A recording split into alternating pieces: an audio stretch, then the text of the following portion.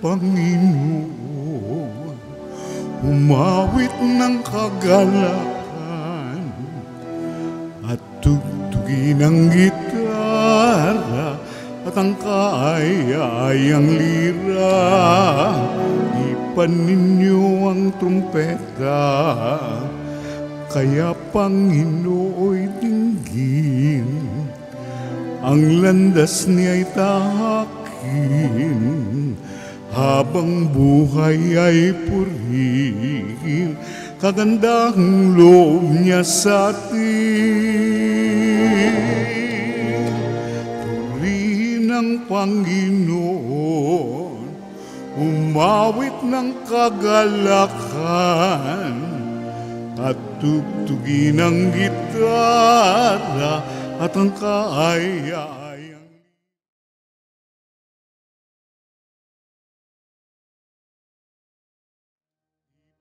ng trumpet.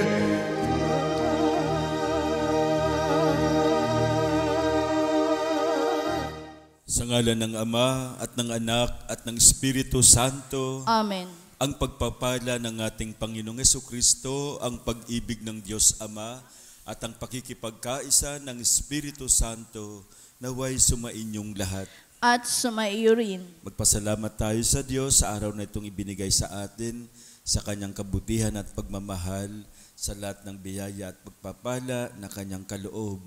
Sa misa ngayon, itaas natin sa Diyos ang ating mga saloobin, ang ating mga panalangin. Isama natin sa ating dasal ang ating mga mahal sa buhay, ang ating mga kapamilya, kamag-anak, kaibigan, ang pinagkakautangan natin ng loob at mga taong mihiling ng ating dasal. Ngayon ay araw ng Biyernes sa 10 linggo sa karaniwang panahon. At upang tayo maging karapat dapat gumanap sa banal na pagdiriwang, lumapit tayo sa Diyos na may pagsisisi, aminin natin ang ating mga pagkakamali, ang ating mga nagawang kasalanan. Sinugong tagapagpagaling sa mga nagsisisi, Panginoon, kaawaan mo kami. Panginoon, kaawaan mo kami. Dumating na tagapag-anyayang mga makasalanay magsisi, Kristo, kaawaan mo kami. Kristo, kaawaan mo kami. Nakaluklok ka sa kanan ng Diyos Ama para ipamagitan kami, Panginoon, kaawaan mo kami. Panginoon, kaawaan mo kami. Kaawaan tayo ng makapangyarihang Diyos, patawarin tayo sa ating mga kasalanan, at patnubayan tayo sa buhay na walang hanggan. Amen. Manalangin tayo. Ama naming makapangyarihan, sa iyo nagmumula ang tanang kabutihan. Pagbigyan mo ang aming mga kahilingan na sa iyong patnubay, ang iyong mga kinalulugdan ay aming mapag-isipan at sa iyong pag-akay ang mga ito ay aming magampanan. Sa pamamagitan ni Jesucristo kasama ng Espiritu Santo, magpasawalang hanggan. Amen. Umupo ang lahat.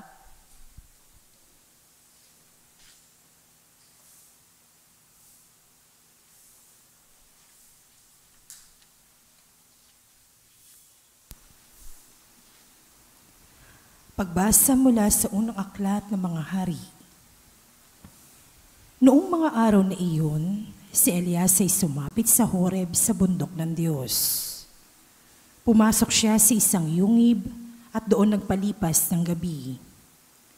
Walang ano-ano'y nagsalita sa kanya ang Panginoon. Lumabas ka at tumayo sa ibabaw ng bundok sa harapan ko. Pagkasabi nito'y dumaan ang Panginoon at umihip ang napakalakas na hangin. Sumabog ang bundok at nagkadurog-durog ang mga bato sa lakas ng hangin. Ngunit wala sa hangin ang Panginoon. Nang tumigil ang hangin ay lumindol.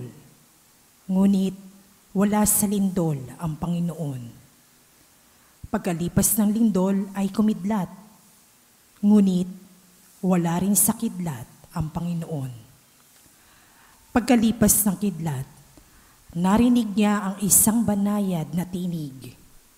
Lumabas si Elias, tinakpan ng balabal ang kanyang mukha at naghintay sa bunganga ng yungib.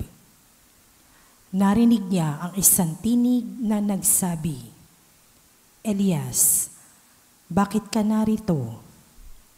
Sumagot siya, dahil po sa aking malaking pagmamalasakit para sa inyo, Panginoon, Diyos ng mga hukbo. Tinalikdan ng bayang Israel ang inyong tipan. Winasak ang inyong mga dambana. Pinagpapatay ang inyong mga propeta. Ako na lamang ang natitira at hinahanap nila ako upang patayin. Sinabi sa kanya ng Panginoon, bumalik ka sa iyong dinaanan, sa ilang na patungong Damasco. Pagdating mo ng lungsod, pahiran mo ng langis si Jezael bilang hari ng Syria, at si Jehu na anak ni Namsi bilang hari ng Israel. Pahiran mo rin ng langis si Eliseo na anak ni Safat na taga Abel Mehola bilang propetang hahalili sa iyo. Ang salita ng Diyos. Salamat sa Diyos. Salmong tugunan ang atin pong itutugon. Sa ganda mo't kabutihan, kami iyong liwanagan, tayo pong lahat. Sa ganda mo't kabutihan, kami iyong liwanagan. O Diyos, ako'y dinggin sa aking pagtawag.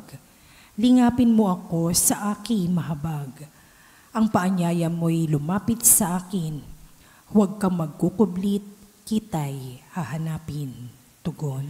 Sa ganda mo't kabutihan, kami iyong liwanagan. Huwag kang magagalit, huwag mo akong itatakwil. Akong katulong mo at iyong alipin. Tagapagligtas ko, huwag akong lisanin. Tugon. Sa ganda mo't kabutihan, kami iyong liwanagan. Ako'y nananalig na bago mamatay, masasaksihan ko ang iyong kabutihan. Sa Panginoon Diyos tayo'y magtiwala, ating patatagin ang paniniwala, tayo ay umasa sa kanyang kalinga. Tugon. Sa ganda mo't kabutihan, kami iyong liwanagan. Tumayo ang lahat. Hallelujah, Hallelujah. Wikain mo po, nakikinig ako sa iyong mga salita. Hallelujah, Hallelujah, Hallelujah.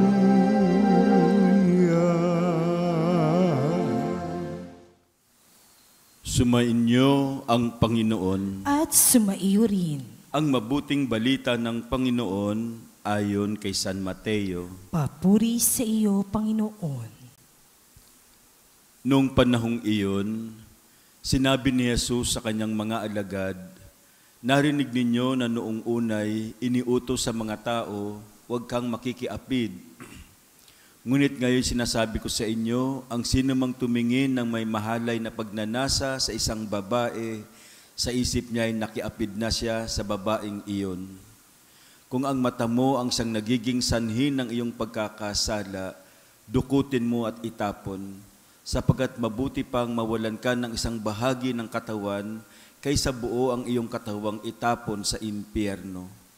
Kung ang iyong kamay ang siyang nagiging sanhi ng iyong pagkakasala, putulin mo ito at itapon. Mabuti pang mawalan ka ng isang bahagi ng katawan kaysa buo ang iyong katawang itapon sa impyerno. Sinabi rin naman, kapag pinahiwalay ng lalaki ang kanyang asawa, ito'y dapat niyang bigyan ng kasulatan ng paghihiwalay. Ngunit ngayon sinasabi ko sa inyo, kapag pinahiwalay ang isang lalaki, ang kanyang asawa nang hindi naman ito nangangalunya, at ito'y nag-asawang muli, ang lalaking ito'y nagkasala. Itinulak niya ang kanyang asawa sa pangangalunya, at sino mang mag-asawa sa babaeng hiniwalayan ay nangangalunya. Mga kapatid, ang mabuting balita ng ating kaligtasan. Pinupuri ka namin, Panginoong Hesu Kristo. Dito sa ating ebanghelyo, nagkomento si Jesus sa commandment number 6, thou shalt not commit adultery, no? Huwag kang makikiapid. At may sinabi pa siya, may idinugtong si Jesus. What I say to you is this, anyone who looks lustfully at a woman has already committed adultery with her in his thoughts.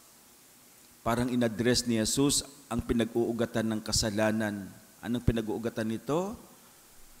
Kadalasan ugat ng adultery, yung pangangaliwa ay yung pagnanasa, yung lust, yung pagkalibog. No? Alam natin ang pakikiapid, pangangalo niya ay sanhi ng maraming hiwalayan. Nalaman niyo bang naghiwalay na si Sara Labate at si Richard Gutierrez? At kadalasan, naapektuhan ay ang mga anak. Pamilya ang sinisira, relasyon ang winawasak ng kasalanan, no? Tulad ng nangyari kay Haring David, di ba? While he was walking on the rooftop of the palace, nandun siya sa taas ng palasyo, nakita niya isang magandang babaeng naliligo, si Bathsheba, asawa ni Uriah. Nagkaroon siya ng pagnanasa kay Bathsheba. Doon pa lang sana umiwas na siya. Hindi di ba? That lust led to adultery, and that adultery led to murder. Dahil inutusan niya si Uriah na para mamatay, para makuha niya si Bathsheba. Parang ito yung punto ng Panginoon na bumalik sa diwa ng kautusan, pag-ibig sa Diyos at sa kapwa, gaya ng sa sarili natin. Sa mga may asawa na nangangaliwa, may pananagutan na. Dahil may asawa ka na, be faithful to your spouse. Kaya ang pundasyon is not just the commandment, but the love. At ang sanhi ng adultery ay ang pagnanasa. Alam niyo po, sa Buddhist religion, sa mga among the Chinese, Buddhist sila, no? Way of life, very particular sila sa ganitong aspeto. Sa kanila, ang pinakaugat ng maraming kasalanan ay ang pagnanasa. No? Our desire. Kung alam lang natin, hawakan ang ating sarili sa marami nating pagnanasa, hindi tayo hahantong sa kung saan-saan. At may sinabi pa si Jesus dito, sabi niya, if your right eye is your trouble, no? Gouge it out and throw it away. Dukutin ang mata. Nakatakot. No? But we need to take this not literally, like on the part of King David. He saw Bathsheba. Nakaramdam siya ng pagnanasa. He should have left. Umalis na lang sana siya agad at hindi niya pinanood si Bathsheba habang naliligo. Kung alam natin ang ating kahinaan, let us avoid it before we get overtaken by our desire. Dahil kadalasan marupok tayo. Hindi natin napangahawakan ng ating sarili. Itong ibig sabihin ni Jesus, na kapag ang mata natin ang sanhi ng kasalanan, dukutin mo't itapon. O kapag ang kamay natin ang sanhi ng pagkakasala, putulin mo't itapon. Ibig sabihin, let us avoid it before we get overtaken by our desire, by our lust. That is why sa dasal na itinuro sa atin ng ni Jesus, ang sabi natin, lead us not into temptation, but deliver us from evil. Huwag mo kaming ipahintulot sa tukso at idya mo kami sa lahat ng masama. Now, nabanggit ko kanina na ang puntirya ng kalaban natin, si Satanas, ay sirain ng pamilya. No? Kaya nga dito sa bandang dulo, yung huwag ipaghiwalay. Yung mga ikinasal, huwag paghiwalayin ang sabi ni Jesus. No? Kaya kailangan nating proteksyonan ang pamilya. Ngayon pa naman isinusulong ang divorce. Pumasa na sa Kongreso. Sana wag pumasa sa Senado. Kasi pag hindi pumasa sa Senado, hindi ma-approve. No? Na bawat tao ay may tinatawag na pamilya. Bawat isa sa atin, meron tayong pamilya. Kahit may mga kaibigan tayo, may mga kasamahan tayo sa trabaho, may mga kilala tayong pwedeng takbuhan, iba pa rin ang pamilya natin. Di ba? Kung saan nakasama mo simula sa iyong pagsilang, iba pa rin ang pamilya. Ang ating pamilya ay ang klase ng mga tao na anuman ang mangyari, mananatili pa rin sila sa ating tabi. Hindi katulad ng ating mga kaibigan, hindi katulad ng ating mga kakilala. No? Yung tipong kahit kasalanan natin, ipagtatanggol pa rin tayo dahil pamilya natin, pamilya tayo. Iba ang pagmamahal ng pamilya sa pagmamahal ng ating mga kaibigan at mga malapit na kakilala. Kaya mahalaga ang pamilya sa ating buhay. Yung klase ng pagmamahal na walang hinihinging kapalit at ang pamilya natin ang makapagbibigay nito. Ang seguridad na kailangan natin, ang motibasyon na hinihiling natin, hinihingi natin, ang tulong na kailangan natin, anumang oras, ang ating pamilya lamang ang makakapagbigay ng walang anumang pagdadalawang isip. Kaya ang ating mensahe sa atin ng Ebanghelyo, labanan natin ang pagnanasa, proteksyonan natin ang relasyon natin, lalo tigit ang ating pamilya, ang basic unit ng simbahan at ng ating lipunan.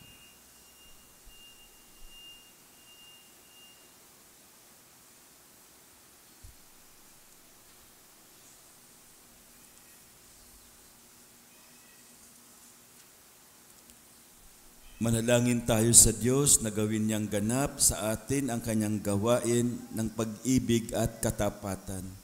Sa bawat panalangin ng ating itutugon, gawin mo kaming banal na tulad mo, Panginoon. Gawin mo kaming banal na tulad mo, Panginoon. Ang simbahan naway magpatuloy na ipahayag ang karangalan ng kasal at tulungan ang mga mag-asawa na manatiling magkasama sa banal na pagsasabuhay ng kanilang buhay, may asawa. Manalangin tayo sa Panginoon. Gawin mo kaming banal na tulad mo, Panginoon.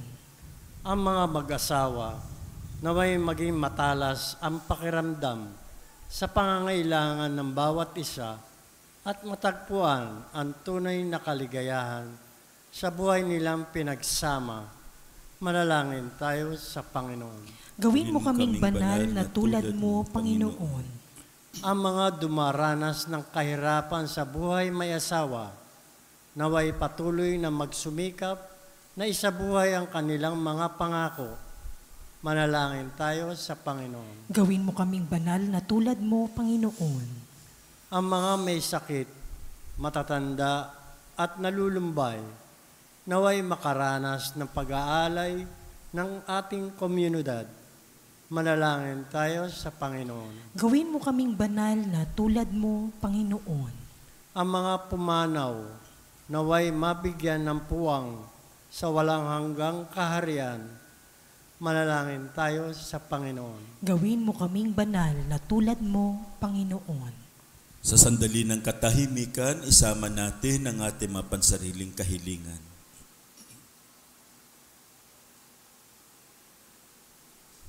Makapangyarihang Ama, ibinigay mo sa amin ang kasal upang maging tanda ng iyong pag-ibig.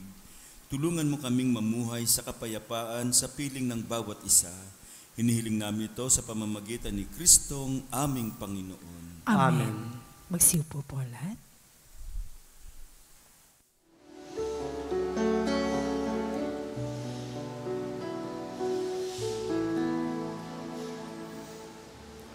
Panginoon, aming alay, itong anak at tinapay sa altar mo.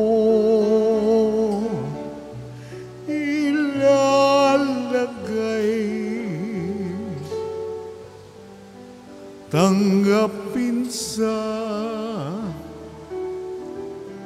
iyong kamay,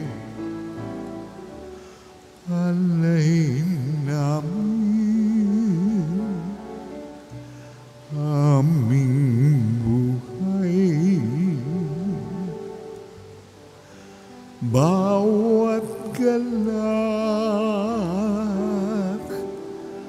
at lumbay, bawat pangarap naming taglay, sa palad mo ilalagay.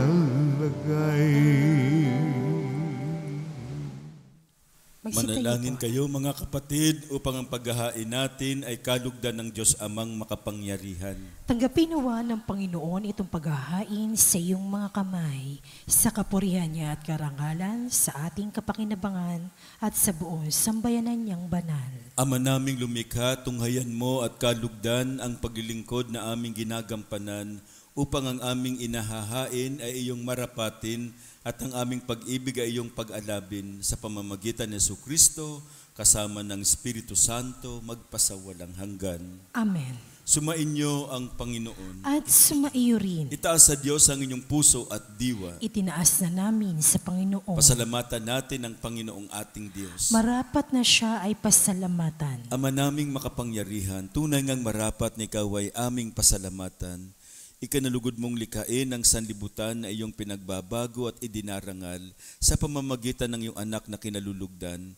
Kaya't utang na loob ng iyong mga itinatangi at mga banal na kapiling mong lagi ang iyong pagiliw at pagkakandili. Kaya kaisa ng mga anghel na nagsisiawit ng papuri sa iyo, nang walang humpay sa kalangitan, kami nagbubunyi sa iyong kadakilaan.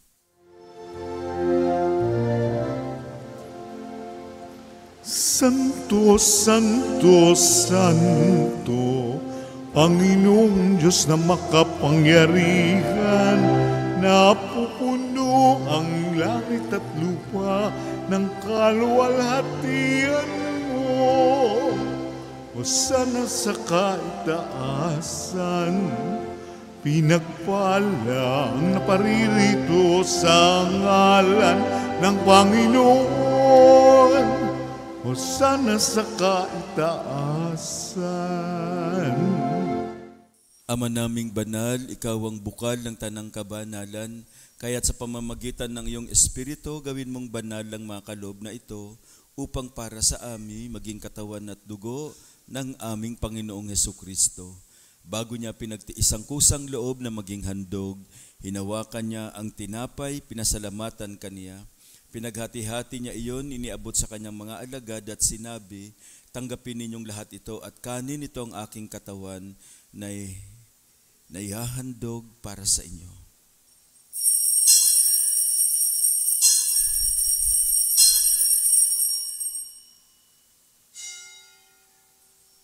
Gayon din naman nung matapos ang hapunan, hinawakan niya ang kalis, muli kanyang pinasalamatan. Iniabot niya ang kalis sa kanyang mga alagad at sinabi, tanggapin ninyong lahat ito at inumin, ito ang kalis ng aking dugo, ng bago at walang hanggang tipan, ang aking dugo na ibubuhos para sa inyo at para sa lahat, sa ikapagpapatawad ng mga kasalanan. Gawin ninyo ito sa pag-alaala sa akin.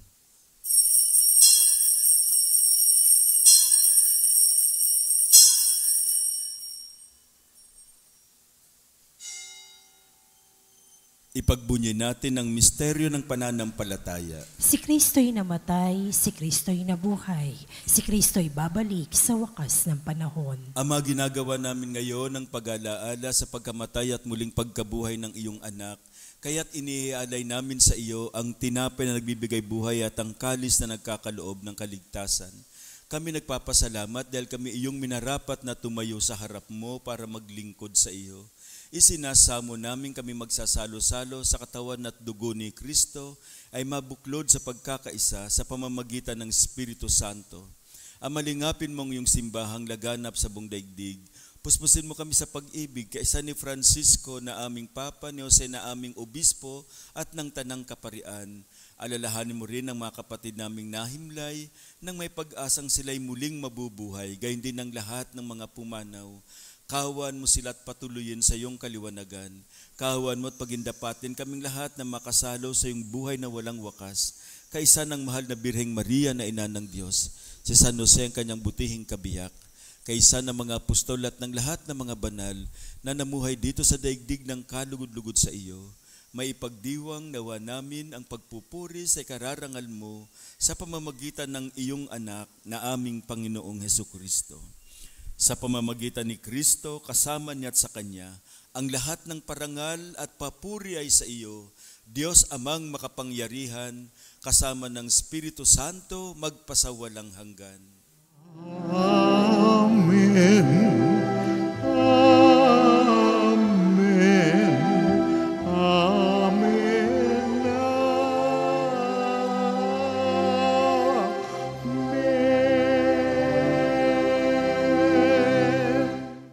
tagubili naman nakagagaling na utos at turo ni Jesus na Panginoon natin at Diyos, ipahayag natin ang lakas loob.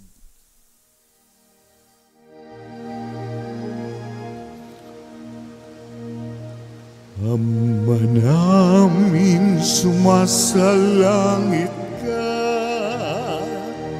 sambahin ang ngalan mo, mapasamin ang kaharian mo, sundin ang loob mo dito sa lupa para nang sa langit.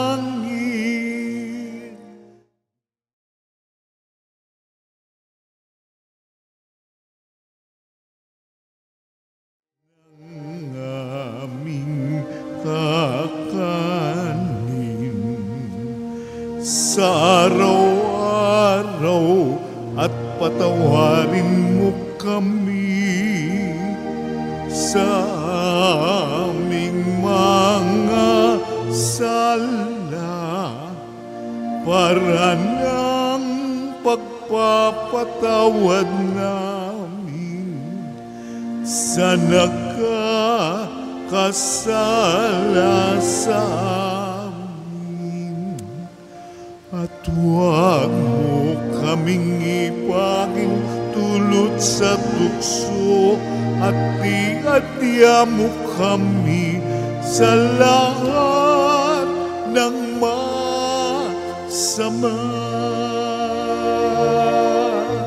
Hinihiling namin kami adya sa lahat ng masama, pagkalooban ng kapayapaan, araw-araw iligtas sa kasalanan at ilayo sa lahat ng kapahamakan, samantalang aming pinananabikan ng dakilang araw ng pagpapahayag ng tagapagligtas naming si Jesucristo.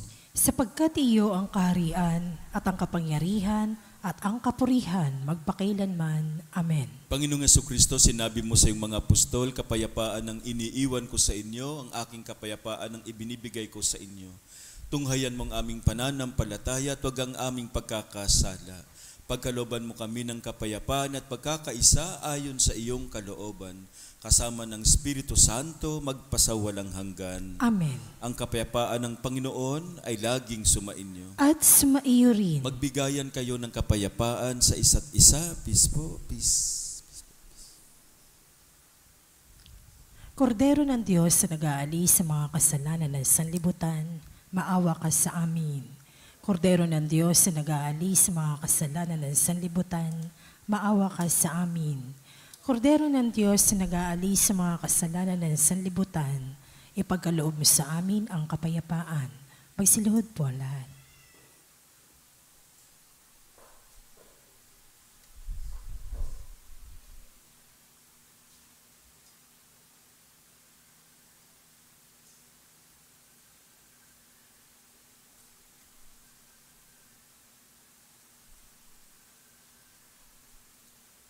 Ito ang kordero ng Diyos. Ito ang nag-aalis ng mga kasalanan ng sanlibutan. Mapalad tayong inaanyayahan sa kanyang piging. Panginoon, hindi ako karapat-dapat na magpatuloy sa iyo, ngunit sa isang salita mo lamang ay gagaling na ako. Sanggalang nawa ko ng katawan at dugo ni Kristo para sa buhay na walang hanggan. Amen.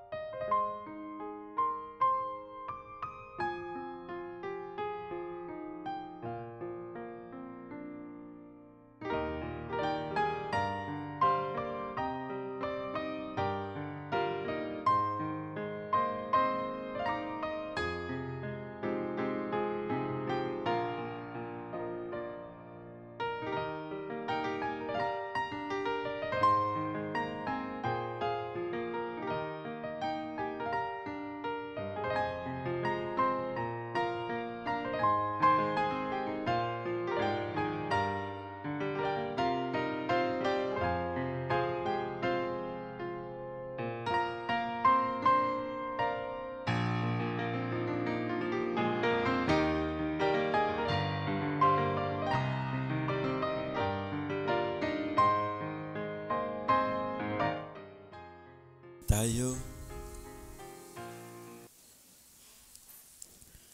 Ama naming mapagmahal, ang pagganap sa iyong pagbibigay kagalingan ay pumawi nawa sa aming mga nagawang pagsuway at magdulot nawa ng iyong mga kinalulugdan sa pamamagitan ni Jesucristo kasama ng Espiritu Santo magpasawalang hanggan. Amen. Maraming salamat po sa lahat ng narito, maagang gumising, nakiisa sa ating banal na misa, sa mga naglingkod, nag-serve, at naghanda para sa ating pagdiriwang sa inyong lahat. Maraming salamat po.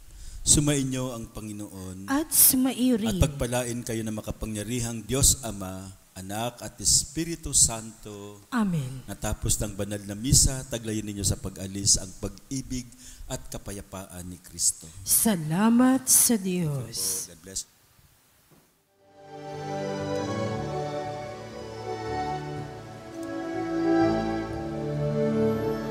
Walang sinuman ang nabubuhay para sa sarili lamang. Walang sinuman ang namamatay para sa sarili lamang. Tayong lahat ay may pananagutan sa isa't isa. Tayong lahat ay tinipon ng Diyos na kapit.